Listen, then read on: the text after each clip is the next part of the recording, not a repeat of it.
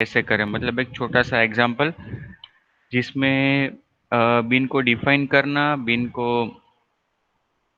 Define करने के बाद उसका इंस्टेंशिएशन करना, मतलब कि उसका ऑब्जेक्ट क्रिएट करना और उस ऑब्जेक्ट में डेटा स्टोर करना, रिट्रीव करना, ये सब कुछ हमने यहाँ पे देखा था शनिवार के लेक्चर में, अगर आपको याद हो। और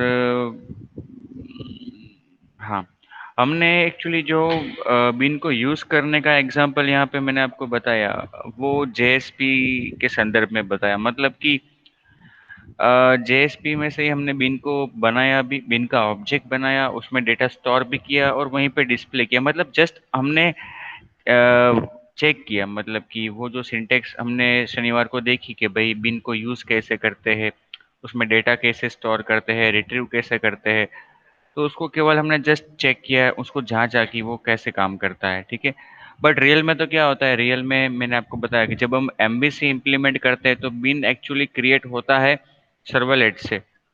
सर्वलेट से ही उसमें डेटा रखा जाता है, फिर उस बिन को शेयर किया जाता है, किसी ऐसी जगह पे रखा जाता है जहाँ से उसे जेएसपी पेज एक्सेस कर सके। फिर इस रिक्वेस्ट को फॉरवर्ड किया जाता है जेएसपी पेज को, और जेएसपी पेज रिक्वेस्ट के आने पर वो जो शेयरेबल लोकेशन है वहाँ से वो बिन को निकाल कर, बिन को एक्सेस करके उसके अंदर जो डेटा है वो डिस्प्ले करेगा। रियल में ये सिनारियो होता है, बराबर।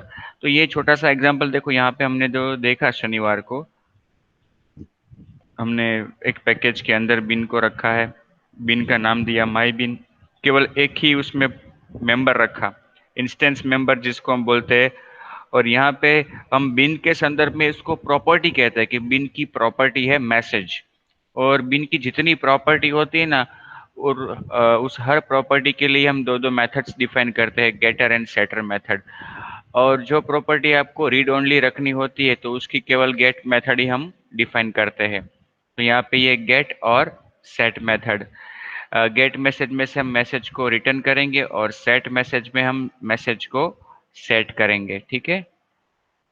नाउ यूजिंग बिन, अब देखो ये हमारा जेएसपी का पेज, और यहाँ पे हमने इस जेएसपी पेज में वो जो बिन अभी हमने देखा, उसका ऑब्जेक्ट भी बनाया और उसमें डेटा भी स्टोर किया और उस डेटा को उसमें से रीड भी किया। देखो ये तो कमेंट है, ये भी कमेंट है। यहाँ पे देखो जेएसपी यूज बिन सिंटेक्स के जरिए, exactly you have to write in this case. यहाँ पे जो लिखा है, मतलब कि बी कैपिटल है तो आपको यही सिंटेक्स लिखनी होगी। फिर आईडी मतलब कि इस वेरिएबल का नेम, और ये क्लास मतलब ये किस क्लास का वेरिएबल है। तो ये जो स्टेटमेंट है वो इंटरनली रन होगा, मैंने आपको बताया था। तो क्या होगा, माई बिन का एक वेरिएबल बनेगा, कौन सा, बिन वन, और उसमें एक ऑब्जेक्ट का रेफरेंस आएगा, कौन से का क्लास का ऑब्जेक्ट, माई बिन। इस तरह से माई बिन का ऑब्जेक्ट बनेगा और उसका रेफरेंस किस में आ जाएगा, बिन वन नाम के वेरिएबल में। अब देखो आगे जाके हमने क्या किया, हमें पता है कि ये जो वेरिएबल है वो माई बिन टाइप का है, तो उसमें एक प्रॉपर्टी है, कौन से नाम की प्रॉपर्टी, मैसेज नाम की। तो यहाँ पे हमने उस प्रॉपर्टी को पहले रीड करने का प्रयत्न किया। देखो name equal to bean one, property equal to message. तो यहाँ पे बिन वन की प्रॉपर्टी रीड होगी, कौन सी, मैसेज। लेकिन अब तक तो हमने उसमें कुछ स्टोर नहीं किया है, तो स्टोर नहीं किया है तो अगर उसमें कुछ डिफ़ॉल्ट वैल्यू है तो वो आएगी। तो देखो यहाँ पे डिफ़ॉल्ट वैल्यू उसकी क्या रखी है, नो बिन मैसेज। तो यहाँ पे जो रिस्पॉन्स आएगा, देखो यहाँ पे, yes you can see no bean message. पहला जो आउटपुट आया वो क्या आया, नो बिन मैसेज। फिर हमने बिन में कुछ स्टोर करने का प्रयत्न किया, bean one property equal to message and value equal to hello from NJS। तो ये सेट प्रॉपर्टी मतलब ये जो बिन बना है उसके अंदर डेटा को स्टोर करना है। अभी उसमें डिफ़ॉल्ट वैल्यू है, उसकी जो प्रॉपर्टी है ना मैसेज, उसमें अभी डिफ़ॉल्ट वैल्यू है, हमें कुछ उसके अंदर स्टोर करना है। तो हमने सेट प्रॉपर्टी यूज़ किया। यहाँ पे बिन वन मतलब जो नाम पहले रखा है वही नाम लिखना पड़ेगा प्रॉपर्टी में, प्रॉपर्टी का नाम अर्थात उस इंस्टेंस मेंबर का नाम, और फिर यहाँ पे वैल्यू। तो अब क्या होगा, ऐसा लिखने से क्या होगा, जो हमारा बीन बना है वेरिएबल बीन वन नाम का, उसके द्वारा मेथड कॉल होगी सेट मैसेज, और उसमें ये आर्ग्यूमेंट पास हो जाएगी। अब ये आर्ग्यूमेंट जब पास होगी तो उसके अंदर वैल्यू आ जाएगी सेट मैसेज। जब कॉल होगी तो जो आर्ग्यूमेंट पास होती है वो किसको मिलती है, मैसेज प्रॉपर्टी को। तो मैसेज प्रॉपर्टी यहाँ पे क्या हो जाएगी, मैसेज प्रॉपर्टी हो जाएगी हेलो फ्रॉम एनजेएस। और फिर अगर हम आगे जाके उसी बिन को, उसी प्रॉपर्टी को, इस बिन की उसी प्रॉपर्टी को अगर हम रीड करें तो हमें वो यहाँ पे रिटर्न मिलेगा hello from NJS, see the output. ये एक सिंपल मैकेनिज्म बिन को यूज करने का। यहाँ पे जो सबसे अच्छी चीज और सबसे महत्वपूर्ण बात है कि अगर हम जेएसपी पेज को देखें तो वो पूरा प्योर जेएसपी, मतलब कि it looks like an HTML और XML page, there is no Java code. यहाँ पे अगर हम देखें तो ये प्योर हमें एक एक्सएमएल पेज जैसा दिखता है। इसमें कहीं पे भी वो नहीं है, मतलब जावा का कोड है ही नहीं। फिर भी देखो तो 3 जगह पे या 4 जगह पे जावा का कोड रन हो रहा है। देखो ये जगह पे इंटरनली जावा का कोड रन हो रहा है, ये जगह पे इंटरनली जावा का कोड रन हो रहा है, ये जगह पे भी और ये जगह पे भी। यहाँ पे पहले हम जावा का कोड लिखकर ये चीज करते थे, बट अब अगर आपको, मतलब कोई डेवलपर ऐसा है कि जिसको जावा का कोड नहीं आता है, he is not aware of और is not having good knowledge of Java, तो एक्सएमएल का नॉलेज है तो इस तरह से भी लिख सकता है। फिर हमने ये भी देखा कि इसी चीज को अगर यहीं जेएसपी पेज में अगर हम जावा का कोड लिखकर ये चीज सब कुछ करने को प्रयत्न करें, जो मैंने अभी आपको बताया कि देखो ये ऐसा लिखने से इंटरनली जावा का ये कोड बनता है, तो अगर हमें जावा का कोड ही उधर लिखना है, लिख सकते हैं, उसमें कोई प्रॉब्लम नहीं है। देखो वही चीज हम यहाँ पे देखो जावा का कोड लिख के भी कर सकते हैं। ये भी मैंने आपको बताया था, जब ऑब्जेक्ट बनाया यूज बिन के जरिए तो ये वेरिएबल बन गया, ऑब्जेक्ट बन गया। फिर उसमें से रीड करने के लिए जेएसपी गेट प्रॉपर्टी की जगह पे यहाँ पे क्या कॉल किया, गेट मैसेज मेथड को कॉल किया। और हमें पता है ना कि भाई गेट मैसेज नाम की मेथड तो है यहाँ पे, तो डायरेक्टली कॉल कर लिया हमने, because we know Java code, हमें जावा का कोड पता है इसलिए हम ये कर सके। तो ये वैलिड है और ये क्या है, जेएसपी एक्सप्रेशन है। फिर bin one dot set message, ये हमने सेट मैसेज को कॉल किया सेट प्रॉपर्टी की जगह पे, जेएसपी कॉलन सेट प्रॉपर्टी की जगह पे सेट मैसेज को कॉल किया, और finally again to show the message get message method को कॉल किया। तो हम जावा का कोड लिखकर भी ये चीज कर सकते हैं। Has anybody any doubt friend in this topic? No sir. तो हम अब आगे बढ़ते हैं अपने टॉपिक की ओर, शेयरिंग बिन्स। तो जो महत्वपूर्ण चीज़ है बिन को यूज़ करते वक्त, अथवा तो वो संजोग या सिचुएशन है जहाँ पे हम बिन को यूज़ करना चाहेंगे, that is mostly the MVC approach और एमवीसी आर्किटेक्चर। तो मैंने आपको बताया, सिंपल सी भाषा में मैंने आपको बता दिया कि भाई वो एमवीसी में होगा क्या। वो मैंने आपको यहाँ पे पहले भी एक डायग्राम बताया था कि भाई रिक्वेस्ट आएगी क्लाइंट की सर्वलेट में, सर्वलेट कुछ प्रोसेसिंग करेगा, कुछ रिजल्ट जनरेट होगा, और उस रिजल्ट को वो किसी ऐसी चीज में रखेगा कि जो शेयरेबल हो। तो रिजल्ट को वो किस में रखेगा, बिन में, और बिन को वो ऐसी जगह पे रखेगा कि जहां से कोई दूसरा उसको एक्सेस कर पाए।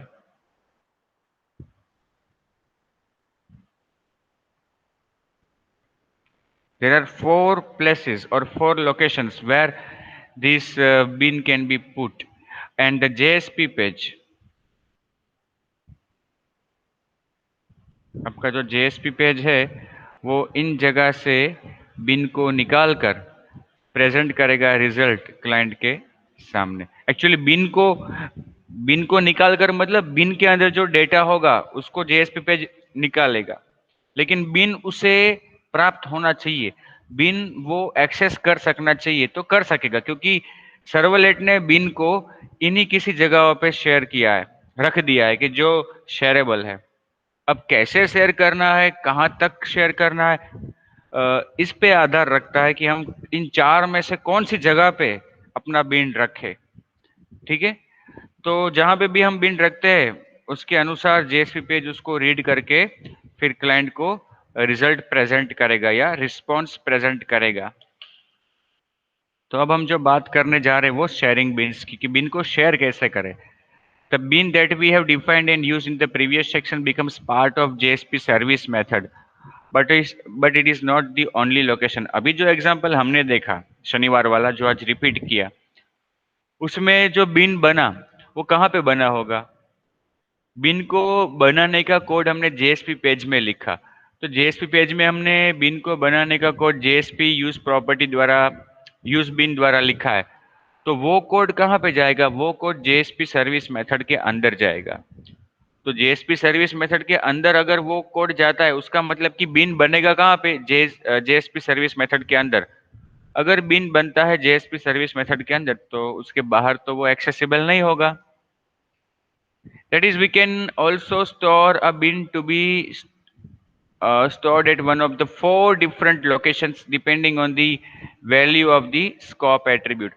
जब हम bin को बनाते हैं ना तो उसका एक एट्रीब्यूट है स्कोप एट्रीब्यूट, जो हम मेंशन कर सकते हैं। स्कोप एट्रीब्यूट के जरिए हम ये बता सकते हैं कि ये जो बिन बनेगा ना उसे कहाँ पे स्टोर करना है, कौन से लोकेशन पे। मतलब करंट सेशन में रखना है, करंट एप्लीकेशन में, मतलब कि कहीं से भी एप्लीकेशन में उसको यूज किया जा सके, करंट पेज तक सीमित रखना है, या करंट रिक्वेस्ट में रखना है उसको। ऐसे चार हमारे पास अवेलेबल लोकेशंस है।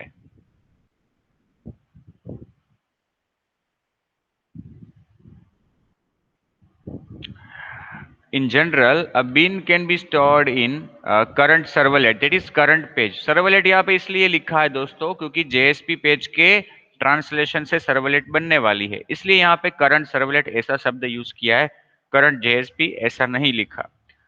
करंट सर्वलेट मतलब current page, that is by default. अगर आप स्कोप मेंशन नहीं करते तो बाय डिफॉल्ट वो करंट पेज तक सीमित रहता है। Current request that is HTTP servlet request, पता है ना। जब हम सर्वलेट में डू गेट मेथड लिखते हैं या तो जेएसपी पेज बनाते हैं तो उसमें भी इंटरनली जेएसपी सर्विस मेथड जो बनती है उसमें दो आर्ग्यूमेंट होती है, रिक्वेस्ट का ऑब्जेक्ट और रिस्पॉन्स का ऑब्जेक्ट। तो वो जो रिक्वेस्ट का ऑब्जेक्ट है वो कौन सी टाइप का है, एचटीटीपी सर्वलेट रिक्वेस्ट। अगर हम चाहे तो उसमें भी रख सकते हैं बिन को, क्योंकि वो सेम रिक्वेस्ट आगे जाएगी जेएसपी पेज को। HTTP सेशन मतलब करंट सेशन की, अगर जो हम क्लाइंट का सेशन ट्रैक कर रहे हैं तो सेशन में भी हम उसको स्टोर कर सकते हैं। इससे क्या होगा कि सेशन में, करंट सेशन में क्लाइंट जितने पेजेस विजिट करता है हर जगह पे वो बिन एक्सेसिबल हो जाएगा। और करंट सर्वलेट कंटेक्स्ट मतलब कि एप्लीकेशन, तो एप्लीकेशन मतलब पूरी एप्लीकेशन में किसी भी पेज में वो एक्सेसिबल होगा अगर हम उसको एप्लीकेशन में रखते हैं तो। When we use scope, the system first finds the bin in the location specified. If the if it fails to find, then only the system creates a new bin। जब हम JSP use bin लिखते हैं, जब हम JSP use bin लिखते हैं, ID is equal to something, class equal to some class name और scope equal to some scope, तब उस bin को पहले ढूंढा जाता है। मतलब क्या हुआ एक्चुअली कि देखो, आपने अपने पेज में कहीं पे सपोज ऐसा लिखा है JSP use bean ID equal to car and class equal to vehicle और स्कोप इक्वल टू सेशन। तो क्या होगा पता है, इस कार नाम के बिन को ढूंढा जाएगा। नाम क्या उसका, कार, प्रकार क्या उसका, व्हीकल, मतलब इंटरनली इस प्रकार का एक वेरिएबल ढूंढा जाएगा कहाँ पे, सेशन के अंदर। करंट सेशन में क्या कार नाम का कोई वेरिएबल है जिसका प्रकार व्हीकल हो, अगर वो है तो वो जो ऑलरेडी बना हुआ है उसका ही रेफरेंस मिलेगा। अगर ऐसा कोई वेरिएबल नहीं मिलता, ऐसा कोई डेटा नहीं मिलता, तो नया बिन ऑब्जेक्ट बनाकर आपको रिटर्न किया जाएगा। तो पहले प्रयास होता है उसको ढूंढने का, और न मिलने पर वो नया बिन बनाया जाता है। ढूंढने का प्रयास मतलब ऐसा नहीं होगा कि सिस्टम में वो ऑलरेडी बिल्ट इन होगा, सिस्टम में बिल्ट इन नहीं होता, हमने किसी और पेज से अगर बनाया है, इस हेतु से ढूंढा जाएगा उसको। In general, we can have a request to be fulfilled by more than one JSP or servlets. In such cases, the request data received by one servlet is to be forwarded to other JSP page in the same application. We can achieve this by storing the request data in bins and store the bin in one of the three possible locations, that is request, servlet or context or the session. So it can be accessed by other JSP page. अब देखो, ज़्यादातर case में क्या होता है कि एक request को फुलफिल करने के लिए हम एक से ज़्यादा पेज का उपयोग करते हैं, मतलब कि सर्वलेट से प्रोसेसिंग करते हैं और जो रिजल्ट जनरेट होता है प्रोसेसिंग के बाद उसको हम जेएसपी पेज से डिस्प्ले करते हैं। तो ऐसे वक्त क्या होता है कि जो डेटा रिक्वेस्ट, वही रिक्वेस्ट और वही डेटा दूसरे जेएसपी पेज को भी शेयर होगा। तो यहाँ पे हमें करना ऐसा पड़ता है कि जो करंट रिक्वेस्ट आई है उसमें जो रिक्वेस्ट का डेटा है वो हम जिस जेएसपी पेज को यहाँ से डिस्प्ले करवाना चाहते हैं रिजल्ट के लिए, उन जेएसपी पेज को भी हमें ये पास करना होगा डेटा। तो ये हम कर सकते हैं रिक्वेस्ट डेटा जो है उसे बिन में रखकर, और फिर बिन को अवेलेबल 4 में से किसी 3 लोकेशन पे, 4 लोकेशन है actually, page, request, session and application, लेकिन जो पेज है वो तो क्या होगा, करंट पेज तक सीमित रहेगा, हमें तो दूसरे पेज में पहुंचाना है उसको। तो अगर हम करंट पेज में जो बिन बना है उसको दूसरे पेज में शेयर करवाना चाहते हैं तो हमें अवेलेबल 4 में से किसी 3 में से एक को चुनना होगा, पेज के सिवाय। Either we can use request, we can use session और we can use application. Page को यूज करेंगे तो वो करंट पेज के बाहर एक्सेसिबल नहीं होगा। So as discussed, the scope attributes is used for this purpose, and the possible values for the scope attribute are, first of all, page, जो default है।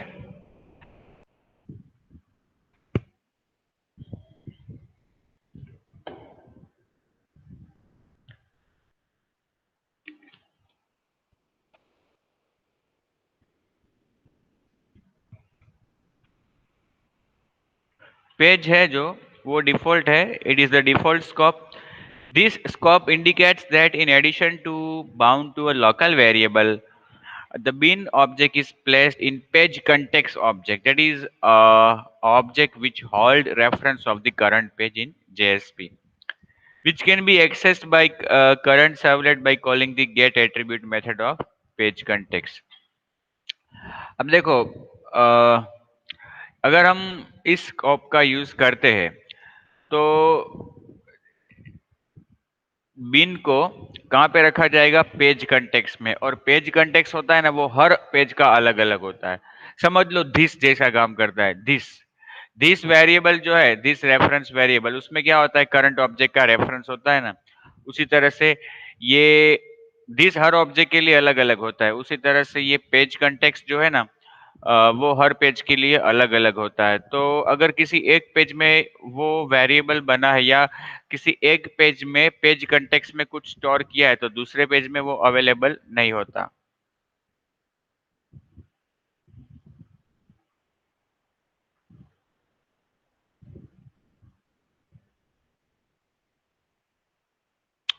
Remember that every page and every request has a different page context object. Yes, as I told you. So the bin is not shared and a new bin will be created for each request. तो page context में रखने से बिन कहीं पे भी share नहीं होता है और हर पेज के लिए वो अलग अलग बिन बनता है। Then JSP use bin scope equal to request. Using this value, the bin, in addition to bound to a local variable, it should be placed in the HTTP servlet request object for the duration of current request. दूसरा scope जो है हमारे पास वो है request. Request में रखने से क्या होगा कि वो जो बिन है वो लोकली तो बनेगा ही, जहां पे हमने कोड लिखा है उस पेज में तो वो बिन बनेगा ही। एडिशनली उससे कहाँ पे रखा जाएगा, रिक्वेस्ट में।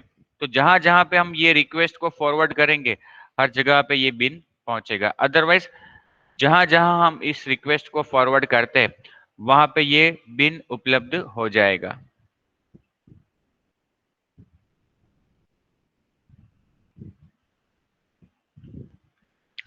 The bin here can be accessed by get attribute on HTTP servlet request। अब देखो servlet, sorry, HTTP servlet request के अंदर अगर बिन को रखा है और किसी दूसरे पेज में उस बिन को निकालना है तो वो दूसरे पेज में HTTP सर्वलेट रिक्वेस्ट का ऑब्जेक्ट जो होगा उसके जरिए हमें गेट एट्रीब्यूट कॉल करना होगा।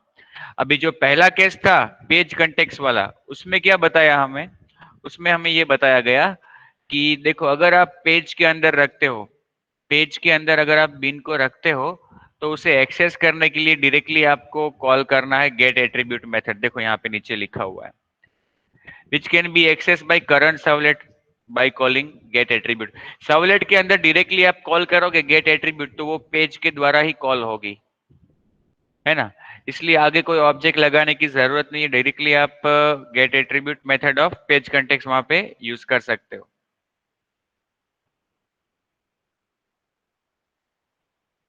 सॉरी, पेज कंटेक्स्ट के द्वारा ही कॉल करना होगा आपको यहाँ पे, पेज कंटेक्स्ट के ऑब्जेक्ट के द्वारा गेट एट्रीब्यूट कॉल करना होगा। दूसरे केस में आपको HTTP सर्वलेट रिक्वेस्ट के जरिए गेट एट्रीब्यूट को कॉल करना होगा। मेथड तो देखो वही है लेकिन ऑब्जेक्ट या क्लास बदल रहे हैं। Two JSP pages or a JSP page and a servlet can share the request objects when we use JSP include or JSP forward। किसी भी कोई भी दो JSP पेज या कोई भी एक सर्वलेट एक JSP पेज में सेम रिक्वेस्ट ऑब्जेक्ट शेयर किया जा सकता है। जब भी हम किसी JSP पेज किसी दूसरे JSP पेज को करंट JSP पेज में इंक्लूड करते हैं JSP इंक्लूड डायरेक्टिव के जरिए, सॉरी जेएसपी इंक्लूड एक्शन के जरिए, तो सेम रिक्वेस्ट ऑब्जेक्ट दोनों में अप्लाई होता है।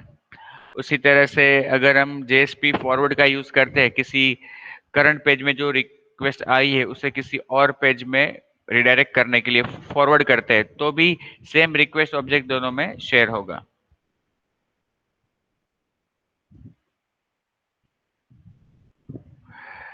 JSP use bin scope equal to session।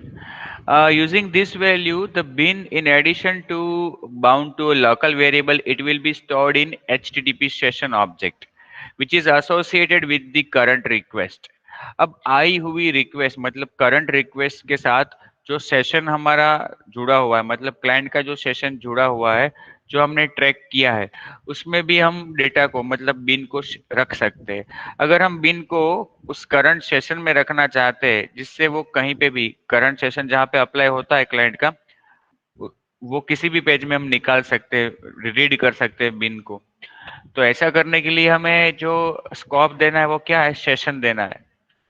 तो अगर हम सेशन के अंदर डेटा रखते हैं तो उस डेटा को निकाल सकते हैं हम गेट एट्रीब्यूट मेथड के जरिए। शायद आपको याद हो चैप्टर नंबर 5 सेशन ट्रैकिंग, वहां पे हमने डिस्कस किया था गेट एट्रीब्यूट और सेट एट्रीब्यूट मेथड की जो HTTP सेशन ऑब्जेक्ट से हम कॉल करते हैं।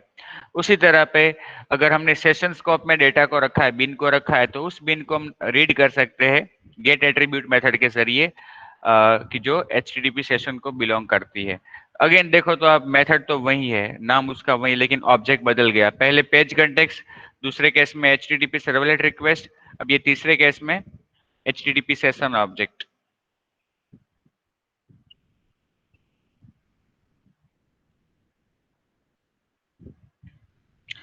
Again, the last scope, that is application.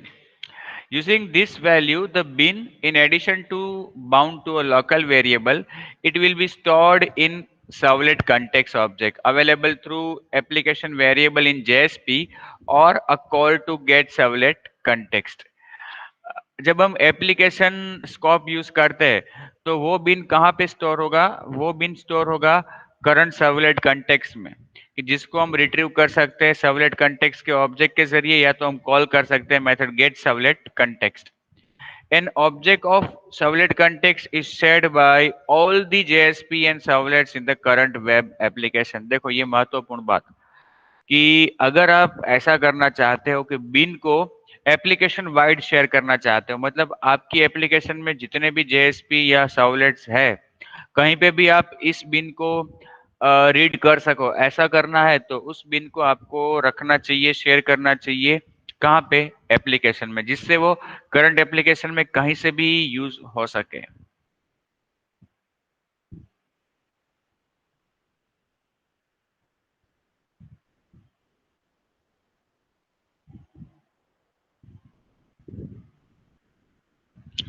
Creating bin conditionally.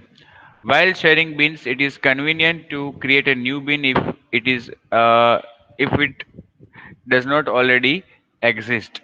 It is quite common to have multiple pages to have the same bin created, a creation statement, but only one of them should be executed. Once created, the other pages should share that bin. देखो, अ, ऐसा very common है कि भाई हम किसी बिन को multiple pages में use करना चाहते हैं, मल्टीपल पेजेस में एक्सेस करना चाहते हैं। तो हर पेज में हम बिन को एक्सेस करने के लिए लिखेंगे क्या? जेएसपी यूज बिन, वही लिखेंगे हर जगह पे। अब देखो, हमने सभी पेजेस में जेएसपी यूज बिन लिखा होगा, लेकिन हम क्या चाहेंगे कि भाई वो जो पेज सबसे पहले रन होता है उसमें जेएसपी यूज बिन के जरिए ऑब्जेक्ट या बिन बन जाना चाहिए। बाकी के जितने पेजेस बाद में रन होते हैं तो उसमें सभी में ये जेएसपी यूज बिन रन नहीं होना चाहिए, क्योंकि ऑलरेडी एक बार ऑब्जेक्ट बन गया तो दूसरी बार केवल उसको रिट्रीव ही करना है। तो यहाँ पे एक हमें ये कॉन्सेप्ट दिया गया है, मैकेनिज्म दिया गया है, क्रिएटिंग बिन कंडीशनली, मतलब हम कंडीशनली बिन को बना सकते हैं, मतलब कि अगर बिन नहीं बना है पहले तो ही बनेगा। Remember that we are talking about the bin having same ID and scope. Otherwise, we can have multiple bins within application. हाँ, बिन तो बहुत सारे हो सकते हैं, लेकिन हम सेम बिन ऑब्जेक्ट की बात कर रहे हैं। सेम बिन मतलब सेम आईडी और सेम क्लास वाला बिन, सेम स्कोप वाला भी। So it can be done by using the following. देखो, सिंटेक्स थोड़ी अलग दी है हमें ऐसा करने के लिए। क्या है देखो, हमने ये सिंटेक्स देखी, जेएसपी कॉलन यूज बिन, फिर हम स्टेटमेंट्स लिखेंगे और फिर जेएसपी यूज बिन को क्लोज करेंगे। पहले जो सिंटेक्स हमने देखी वो ऐसी थी, जेएसपी कॉलन यूज बिन, फिर ID equal to something, class equal to something, scope equal to something. ठीक है, बट ये अगर आप सिंटेक्स यूज करते हो, स्टार्टिंग टैग और एंडिंग टैग और उसके बीच में आपके स्टेटमेंट्स, अगर ये आप पहली वाली सिंटेक्स यूज करोगे तो अगर बिन नहीं बना है तो ही बनेगा और यहाँ पे लिखे हुए स्टेटमेंट्स रन होंगे। The statements between the JSP useBin start and end text are executed only once when a new bin is created. तो आपको क्या करना है, अगर मल्टीपल पेजेस में अगर आप सेम बिन बना रहे हो और चाहते हो कि किसी एक जगह पे ही वो बनना चाहिए, जो पेज सबसे पहले रन हो, आपको नहीं पता कि कौन सा पेज पहले रन होगा, आपके 5 पेजेस है सपोज, और पांचों 5 पेज में आपने सेम बिन को बनाने का स्टेटमेंट लिखा है, लेकिन वो रन किसी एक पेज से ही होना चाहिए जो पेज सबसे पहले रन होता है उसमें। तो आप ये जो यहाँ पे बताई वो सिंटेक्स यूज कर सकते हो। ये सिंटेक्स अगर आप लिखते हो तो केवल एक ही बार बिन बनेगा, जो पेज पहले रन होगा उसमें।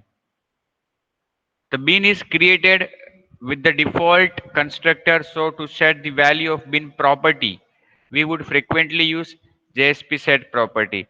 Such statement should not be written in JSP use bin text because it is executed only once. That is if the page is first accessed. हाँ, तो अगर हम ये यहाँ पे जो नई सिंटेक्स हमें बताई वो सिंटेक्स का यूज करते हैं अगर हम, तो उसके अंदर हमें जेएसपी सेट प्रॉपर्टी का यूज नहीं करना चाहिए, क्योंकि अगर हम जेएसपी सेट प्रॉपर्टी उसके अंदर लिखते हैं बिन की प्रॉपर्टी सेट करने के लिए, तो वो केवल एक ही बार सेट होगी, जहां जहां से वो बिन बनेगा वहां। तो कोई भी ऐसा कोड की जो हम मल्टीपल टाइम्स रन करवाना चाहते हैं वो हमें स्टार्ट और एंड टैग के बीच में नहीं लिखना चाहिए, क्योंकि वो केवल एक ही बार रन होगा। सी यहाँ पे अनदर एग्जाम्पल हम जो चर्चा की हमने उसके संदर्भ में आपको बता रहा हूँ। देखो ये हमारा बिन क्लास, ठीक है। पैकेज हमने रखा है NJSMTI, क्लास का नाम दिया बिन्स, और इस क्लास में दो इंस्टेंस मेंबर रखे, या तो हम कह सकते हैं कि दो प्रॉपर्टी रखी बिन की।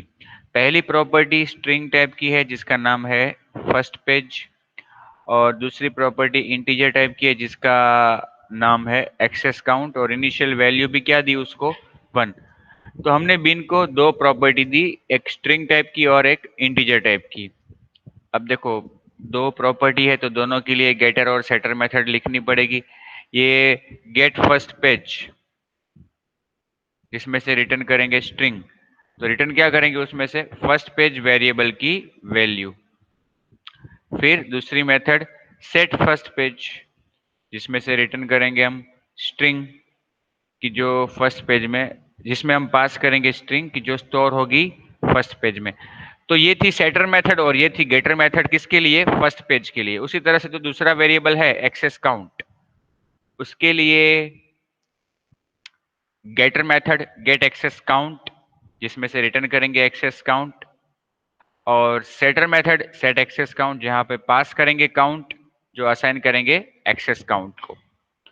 तो इस तरह से ये दो इंस्टेंस मेंबर, दो प्रॉपर्टी, और दोनों के लिए गेटर और सेटर मेथड हमारे बिन क्लास के अंदर, चार मेथड्स, ठीक है। अब ये आप खास देखना कि जब हम बिन बनाते हैं तो जो मेथड्स हम गेटर सेटर मेथड्स डिफाइन करते हैं ना, उनके नाम हम कैसे रखते हैं, ये भी आपको समझने जैसी बात है। देखो यहाँ पे ये फर्स्ट पेज पूरा स्मॉल में लिखा है, तो यहाँ पे गेट फर्स्ट पेज, यहाँ पे फर्स्ट शब्द जो है वो स्मॉल में लिखा और पी कैपिटल में लिखा। Set first page P capital में लिखा। फिर गेट एक्सेस काउंट, तो पहला शब्द पूरा स्मॉल में, दूसरे शब्द का पहला अक्षर कैपिटल में। उसी तरह से सेट एक्सेस काउंट, यहाँ पे भी सी कैसा रखा हमने, कैपिटल रखा। अब उसके बाद बिन बनाया हमने, चलो कंपाइल भी कर लिया बिन को। अब क्या करना है, अब उसको यूज करना है।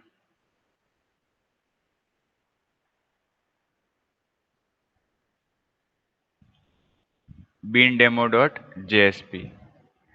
अब ये बिन डेमो डॉट जेएसपी में टाइटल हेडर हमने कुछ रखा, फिर पेज वन ऐसा हमने हेडर में लिखा। फिर JSP use bean ID equal to counter, ID क्या दिया, काउंटर।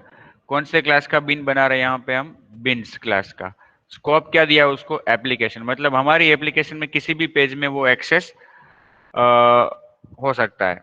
अब यहाँ पे अंदर देखो जेएसपी सेट प्रॉपर्टी किया, नेम इक्वल टू काउंटर। कौन सी प्रॉपर्टी सेट करवाई, बिन की काउंटर, जो यहाँ पे अभी हमने देखा बाजू में ही है ना, यहाँ पे देखो।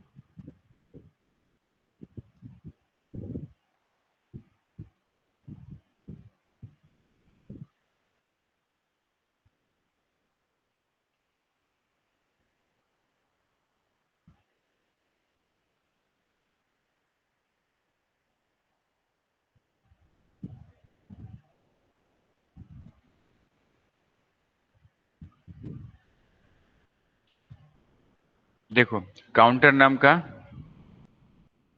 बिन हमारा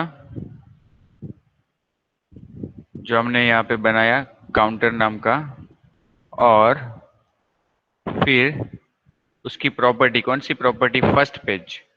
फर्स्ट पेज में हम वैल्यू स्टोर कर रहे हैं, कौन सी वैल्यू स्टोर कर रहे हैं, बिन डेमो डॉट जेएसपी। ये हमारे इस करंट पेज का नाम है। तो कहने का मतलब क्या हुआ कि ये जब bean demo dot JSP page run होगा तो उसमें हमने अपने बिन्स का एक ऑब्जेक्ट बनाया काउंटर नाम का, और उसमें फर्स्ट पेज प्रॉपर्टी जो है इंस्टेंस मेंबर, उसमें हमने वैल्यू पास कर दी इस पेज का नाम।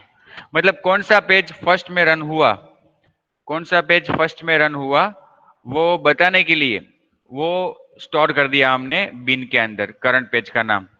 फिर हमने पैराग्राफ लिखा, of the bean demo dot JSP, मतलब ये पेज। फिर bean demo one dot JSP, मतलब दूसरा पेज, साथ में उसकी लिंक भी दी है। फिर bean demo and bean demo two dot JSP, तीसरा पेज और उसकी लिंक भी दी है। मतलब 3 पेज हमने बनाए हैं ऑलरेडी एक्चुअली। तो हम यहाँ पे क्लाइंट को बता रहे हैं कि भाई ये तीनों पेज में से the first accessed page was JSP get property name equal to counter property equal to first page. इन तीनों पेज में से जो पेज सबसे पहले एक्सेस हुआ था वो ये है। कौन सा? First page. मतलब फर्स्ट पेज प्रॉपर्टी के अंदर जो भी वैल्यू है वो हम डिस्प्ले कर रहे हैं। अभी हमने देखा कि ये करंट पेज जो है बिन डेमो डॉट जेएसपी, उसके अंदर हमने वैल्यू स्टोर कर दी बिन बनाकर। क्या वैल्यू स्टोर कर दी? Bean demo dot JSP. फिर collectively all this pages have been accessed, मतलब ये सभी पेजेस मिलाकर कितनी बार एक्सेस हुए हैं, तो वो हमने बिन की प्रॉपर्टी, काउंटर बिन की प्रॉपर्टी एक्सेस की, एक्सेस काउंट। फिर हमने नीचे एक स्क्रिप्टलेट लिखी जिसमें हमने सेट काउंट कर दिया, set access count counter dot get access count plus 1। ये पेज जैसे ही विजिट होता है हम काउंट को इंक्रीमेंट कर रहे हैं और नीचे बता भी रहे कि ये सभी पेज मिलाकर कितनी बार रन हुए। ये पहला पेज था बिन डेमो डॉट जेएसपी। उसी तरह से ये दूसरा page bean demo one dot JSP, इसमें भी हम सेम चीज कर रहे हैं। देखो यहाँ पे जेएसपी यूज बिन हमने लिखा, काउंटर नाम दिया, सेम नाम का बिन बनाया, स्कोप भी सेम दिया। यही सेम टू सेम लाइन वहां पे भी लिखी है पहले पेज में भी, बिन डेमो में। बट चेंजेस कहां पे है? वैल्यू में। वहां पे वैल्यू में हमने हमने क्या लिखा था? बिन डेमो डॉट जेएसपी। यहाँ पे वैल्यू में क्या लिखा? Bean demo one dot JSP. फिर हमने नीचे डिस्प्ले किया कि इन तीनों पेजेस में से सबसे पहले जो पेज विजिट हुआ है वो ये है। और फाइनली नीचे भी लिखा कि ये सब पेज मिलाकर टोटल इतनी बार एक्सेस हुए हैं और वापस काउंटर को इंक्रीमेंट भी कर दिया। ये हमने दूसरे पेज में लिखा bean demo one dot JSP. अब है हमारा तीसरा page bean demo two dot JSP. उसमें भी हम सेम चीज कर रहे हैं, JSP use bean ID equal to counter scope equal to application. लेकिन यहाँ पे जो फर्स्ट पेज को हम वैल्यू दे रहे हैं वो इस पेज की दे रहे हैं। तो तीनों पेज में हमने एक समान 3 लाइन लिखी है। तो इसका मतलब क्या हुआ कि अगर बिन डेमो वन रन होता है तो फर्स्ट पेज के अंदर वैल्यू क्या आ जाएगी? फर्स्ट पेज में बिन डेमो डॉट जेएसपी। फिर bean demo one dot JSP अगर रन होता है तो उसमें भी हमने लिखा है कि भाई वैल्यू क्या हो जानी चाहिए फर्स्ट पेज की? Bean demo one dot JSP. फिर bean demo two dot JSP run होता है तो उसमें भी हमने लिखा है कि भाई फर्स्ट पेज की वैल्यू क्या हो जानी चाहिए? बिन डेमो टू डॉट जेएसपी, है ना? तो अगर ये सभी पेजेस बारी बारी रन होते हैं और अगर ये तीनों लाइंस हर बार रन होगी तो अंत में जो पेज विजिट हुआ है वो कौन सा है? बिन डेमो टू डॉट जेएसपी। तो आउटपुट में क्या आएगा कि भाई इन तीनों पेजेस में से सबसे पहले जो पेज विजिट हुआ है वो है बिन डेमो टू डॉट जेएसपी। लेकिन हम जानते हैं कि ऐसा नहीं है। सबसे पहले bean demo dot JSP visit हुआ, उसके बाद bean demo one dot JSP visit हुआ, उसके बाद bean demo two dot JSP visit हुआ। तो होना क्या चाहिए कि ये तीनों लाइंस जो हमने लिखी है हर हर पेज में, उसमें से जो पेज सबसे पहले विजिट होता है ना वहीं पे ये 3 लाइन रन होनी चाहिए। बाकी की पेजेस में ये लाइन रन नहीं होनी चाहिए। तभी जो फर्स्ट पेज है वो फर्स्ट पेज, उसका नाम फर्स्ट पेज वेरिएबल के अंदर रहेगा। और फिर कहीं से भी कोई भी पेज क्लाइंट एक्सेस करे, फर्स्ट पेज जो फर्स्ट पेज था वही रहेगा। तो ऐसा करने के लिए हमने, यू कैन सी हियर, कि जो अभी हमने सिंटेक्स की बात की ना वो सिंटेक्स हमने बिन के लिए यूज की। कौन सी syntax? Start tag and end tag वाली। अगर हमने ये सिंटेक्स यूज ना की होती तीनों पेजेस में और इसको हमने न लिखा होता और यहीं पे हमने खत्म कर दिया होता, सॉरी यहाँ पे नहीं बट यहाँ पे ही खत्म कर दिया होता इस लाइन को, तो क्या होता? हर पेज में ये लाइन रन होती और हर पेज में फर्स्ट वैल्यू बदल जाता, फर्स्ट पेज जो है वो बदल जाता। अब देखो ये आउटपुट आपके सामने, ये बिन डेमो 2.jsp रन हुआ, बिन डेमो 2.jsp मतलब कि तीसरा पेज। तो शेयरिंग बिन्स टाइटल आया पेज 3, फिर of the bean demo 2, bean demo and bean demo 1.jsp the first access page was bean demo dot JSP. जब हमने पहले इस पेज को विजिट किया, फिर हम पेज 3 को अभी विजिट कर रहे, तो भी देखो आउटपुट में क्या आया कि सबसे पहले जो पेज विजिट हुआ था वो बिन डेमो डॉट जेएसपी है।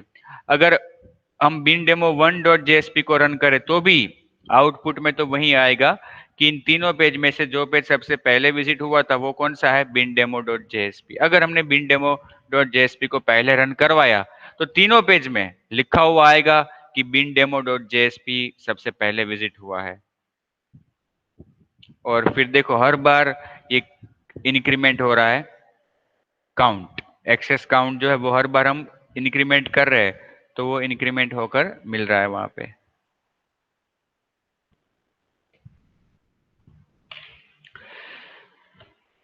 तो फ्रेंड्स ये था बिन्स और शेयरिंग बिन्स। देखो ये कॉन्सेप्ट वैसे थोड़ा अच्छा है, but practically it needs practice to be to have good hands on it. अगर आप अच्छी तरह इसको यूज करना चाहते हो तो आपको सही तरह से प्रैक्टिस करनी पड़ेगी, तभी आप इसको अच्छी तरह से